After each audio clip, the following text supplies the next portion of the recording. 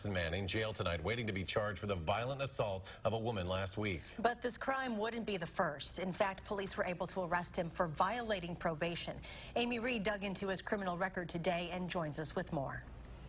Yeah, this is the guy we're talking about, 22-year-old Jerome Winslow, and this is just a chunk of his criminal history. We have felony battery to a police officer, felony intimidation, and a handful of violent misdemeanors. And as far as these court records show, he hasn't served 1 day of prison time, and that's left the rest of us wondering why.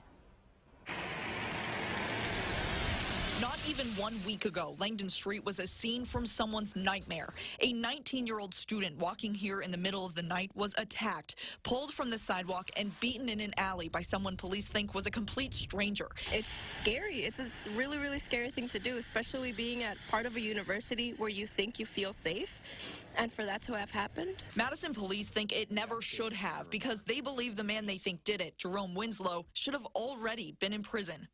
Just look at his criminal background. This case from 2015, for example. It starts with a fight with his ex in which she said he took her phone and threw it against the wall.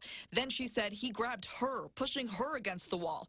And once she gets away and locks herself in her apartment, she said he pounded on the door, demanding she let him in. When she didn't, he broke through it, knocking off the deadbolt and leaving splinters in the hall. Police reports show he shoved her to the ground, bit her until she bled, and kicked her in the face.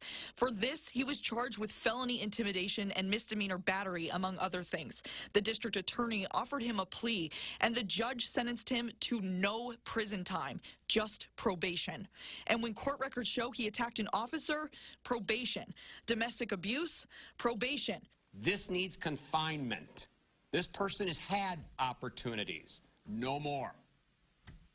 No more. The frustration doesn't just stay in the police department. These students walking Langdon only 4 days later say they want more done too. We're supposed to be a lot more careful out here and be very vigilant, but even then, why should it be up to us to constantly feel unsafe in our neighborhood instead of the neighborhood already being safe for us?